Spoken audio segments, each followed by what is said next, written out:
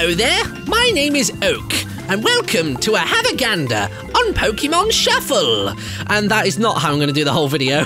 Anyway, hello everybody, I'm InTheLittleWood, also known as Martin. Let's check out the brand new freemium game that's just come out on the Nintendo eShop from Ninty, good old Nintendo. So I did play through this, I played through the first 10 levels, and I found that my recording was just absolutely obliterated. I sounded like a Dalek, but it was actually quite good because I went home that evening, I played through the first 30 levels on my own personal DS, and now I've got a better understanding and a better idea of exactly what this game is and what kind of direction it's going in, because a lot of people have been worried about the fact that it is a freemium game. So if you're not familiar with that term, it's essentially a game that's free, but it has a lot of microtransactions inside of it, and the gameplay is usually limited by the fact that you have to pay money in as well. So this game runs off a stamina system, much like things like Candy Crush and Best Fiends and all these other kinds of mobile games. So you can see at the top of the screen at the minute, I've got 5 hearts, and to give you an idea of how much gameplay you can get out of those, for every attempt that you have to fight against a Pokemon, it costs you 1 heart. So you're going to get 5 goes, and then that's it. You've got to wait another half an hour, which is ridiculously long, to get 1 heart back to then have another attempt. So this really is a pick it up once a day and play sort of game. But anyway, let's jump into this. So we're going up against Happiny. Now before we do, I just want to show you the little Pokemon roster that I've collected. So I've got a Bulbasaur, I've got a Charmander, Squirtle, Pidgey, I've got an Esper, who surprisingly is the very first Pokemon you encounter. Really odd choice. I don't know if they're trying to go for the whole, like, you know what, man, I've seen some stuff. You know, like he looks petrified, like he's got post-traumatic stress. It was kind of a viral thing on Reddit a little while back, so I don't know if that's what they're going for. A little bit of a stretch if they are. I've got an Eevee and also my Ordino with its Ordinite Stone, which is quite good. Now, when you face off against a Pokemon, you can typically press this Optimize button beneath the screen, and it will just give you a random array of Pokemon that are best for that encounter. But let's jump into the gameplay. So people might recognize this as looking near identical to Pokemon Link Battle, and that's kind of my problem with this game. Pokemon Link Battle costs about £7 at the minute, and there is no cost beyond that. You can just play it as much as you want or as little as you want. It's never going to cost you an extra cent. And I would argue actually that this game, Pokemon Shuffle, has less mechanics and is less difficult to play, so it almost feels like you're getting less of a challenge and then just getting littered in microtransactions. I really don't understand what's going to stop people from just buying Link Battle and never looking back at this game, and especially when Puzzle and Dragons comes out and the Mario version in the near future, just nobody is going to be playing this game, I don't think. But anyway, I've got a Mega Ordino, so let's link up some Ordinos and get some combos going. So it's pretty much you move 1 block to 1 place and it's a straight swap. It's not like Puzzle and Dragons where wherever you drag it, it manipulates the previous ones into moving to that last slot. It is just a 1-for-1 trade and you kind of go from there. Obviously the goal is to get a link of 3. Anything 4 and above is going to be much better, so let me pop you to there. And when I link up enough Ordinos, you'll notice the bar on the left hand side of the screen is going to max out, and it's Mega Time! Now this is pretty cool actually. I like Mega Ordino because she just explodes everything around her. It's really, really freaking cool. I'm going to get rid of the Bulbasaurs. I'm going to go for the little corner shape. There you go. Right, let's get rid of the Charmanders. Nice row of 5. And let's bring down the Mega Ordino for a big old explosion. I'm going to put you there. There you are. And maybe one more here. I'm going to swap the Bulbasaur out, which means that this Ordino can go boom boom. Damn, this Pokemon's really strong, actually. I wasn't expecting it to be this resilient against me. Let's go for the... We don't have another Mega Ordino in here yet. Let's go for that one. Hopefully this will bring in some fresh meat. Yes, it will. All right, Mega Ordino in. I've got 4 more moves left, and the moves are actually quite important because the less moves that you use, the better chance you have of catching the Pokemon when you defeat it, which hopefully we'll get to see in a second, but at the moment, not particularly hopeful. Got 3 moves left. Let's try and make them count. Let's go for a massive Charmander line there. Booyah. And that looks like... Oh, nearly finished it off. Okay, let's go again. Come on, yes! There we go. 1 move to spare. All right, let's try and capture this Pokemon. Level clear! And we got a move bonus of 500. Alright, so here's the capture the Pokemon stage. So you'll have an initial catchability of a Pokemon, and depending on how many moves you have left over afterwards, might push that percentage up a little bit more. And it really annoys me, this thing, okay? You know when you have the Pokeball, all you do is tap it to throw it? It'd be really cool, just as a tiny, tiny detail, if you could hold the Pokeball and fling it up towards the top screen. At least then I'd feel like I was launching the Pokeball along. And of course, if the Pokemon breaks out, you can actually buy a yourself a Mega Ball using the in-game currency, the Poké Dollars, which doesn't always necessarily take it to max. It just makes the bar go up a little bit higher. I don't know if there are Ultra Balls and Master Balls. Maybe there are, but I haven't encountered any yet as far as level 30. And I do not want that Pokemon, so I'm not even going to bother. It can run away. Capture failed. And there you go. That is basically it. That's about as complex as the gameplay really gets. I mean, it does introduce things like blocks that replace actual Pokemon that you have to break next to in order to remove them because they just take up field space that you really should be having. But honestly, it's pretty simple. It's like painfully simple. But this checking thing is really, really freaking cool, okay? So if we check on online, it'll log us into the internet and it will download whatever is that week's challenge. And at the moment, there's actually a really awesome ability where you can actually capture a Mew. And I'm not going to show you the password because that would be terrible. But yeah, this is the Yogscast 3DS recorder. And I decided the nickname was going to be Dave !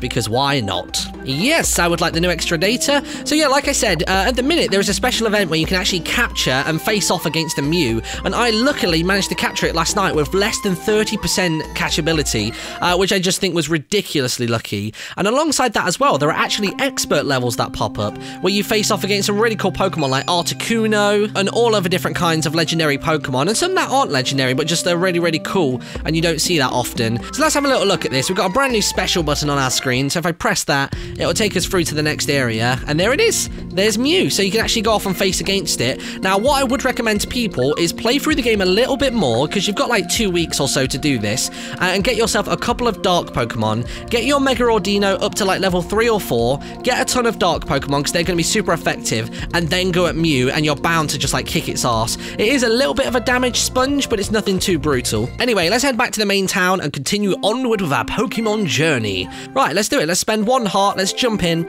and fight this Mareep. We've got 16 moves to win, and oh my god, that is a buttload of Ordinos. That is a brilliant start. And there you go. It's one of the first mechanics. Let's throw Ordino over to here. Oh yeah, look at the combos. Great! So like I said, there are a couple of things that the Pokemon will do in retaliation to you, but typically it'll be things like replacing your Pokemon with one of themselves, and also putting random blocks in the field as well. This doesn't have a HP gauge that people might be familiar with in Link Battle. There you go, and we're going to finish off the Mareep. 12 moves left. That is pretty freaking awesome. Level cleared! Good times.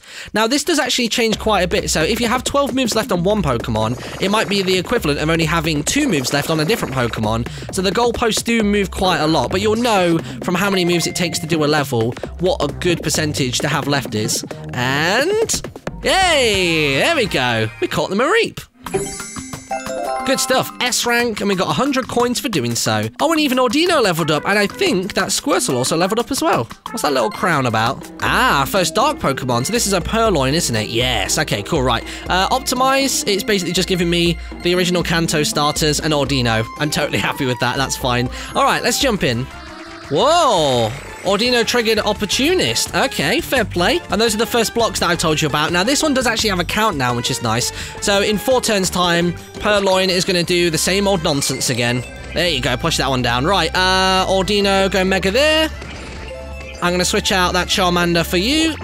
And then that will mean that when I switch this guy out to here, boom, 4 in a row. Nice. All right, and a final one to finish the job. Boom. 6 moves left. That's not too bad, actually. I think I could maybe have done that a little bit quicker. But there you go. 3,000 move bonus. And let's check out the catchability. Whoa, 70%. Not bad. 82%, that's pretty good. I have had some Pokemon, actually, even when I've had a lot of moves left, that just have like 30% catchability. It's been terrible. Or like, I think one was even 12, and I was very disgusted. Aha! Hello, expert levels. Stage Expert 1, Stage Expert 2, Stage Expert 3, and let's have a little look at the Pokemon that are inside of this. So Articuno is a little bit further on, and yeah, these Pokemon battles are actually timed as well, which is kind of interesting. So we've got an Absol, we've got a Rotom, again, never heard of that Pokemon, and good old Lucario. I know him from Smash. Part of me wants to give this a whirl, but I know for a fact that I'm not going to be able to do it because these guys are like uber damage sponges. Like, they're even worse than Mew was. So before we have a go at capturing Mew at the end of today's video, I am going to optimize my party to have... Where is it? Come on, come back. There you go. To have Purloin inside of it. Because obviously if I can get Purloin to level up a little bit, I might stand a little bit more of a chance. Although I did go in with 3 Darks and Ordino to capture it my first time around. So let's touch a little bit more on on all these microtransactions and stuff. So let's give you an idea of how much it's going to cost you if you want to buy certain things inside of this game. So let's open up the Nintendo eShop and see how much it's going to cost to buy either a single jewel, a stack of 5, or anything more than that. All right, here we go then. So it's about 89 pence to buy a singular jewel. Now, a jewel can basically be used to either buy 5 more turns, or collectively of them, you can use them to buy way more moves. And one thing that I really think is kind of shady and a little bit, you know, nasty, is the fact that if you face off against the Pokemon and you don't get all of its HP down, it'll go, hey, you can spend 1 jewel to have another 5 moves. Sounds great, right?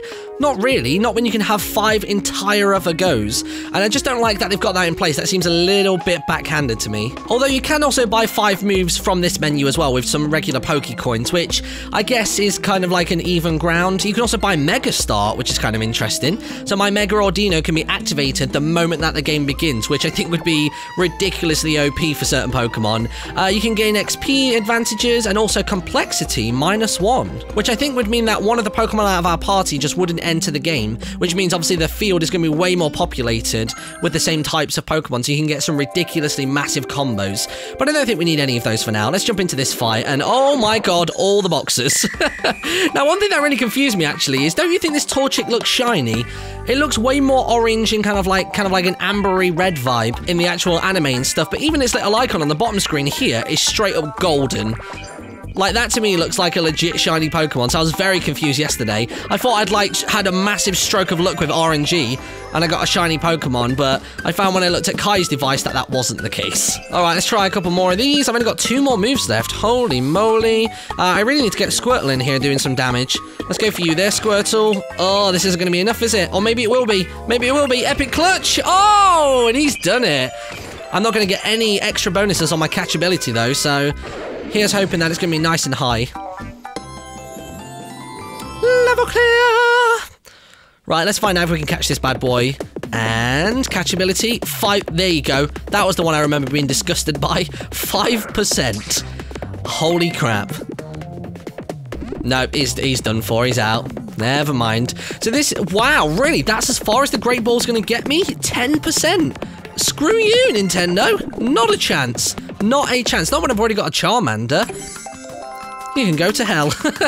You can absolutely go to hell. And it looks like my Esper leveled up, which is quite good. And with this being a freemium game, actually, I have to admit, I haven't really felt the freemium crack seeping into my bloodstream. You know, with some games like Candy Crush and other ones like that, you play it and you know that you're going to get addicted after like 5 levels. This one, I can quite easily put down. I think just because Link Battle is out there as an opportunity and a possibility, that it just doesn't really have that same appeal to me. Although the Mew thing was very cool. Like, I did feel myself striving to get that before the time limit was up. Whoa, all the levels up. Ding, ding, ding. We got Ordino, Charmander, and Purloin all leveling up.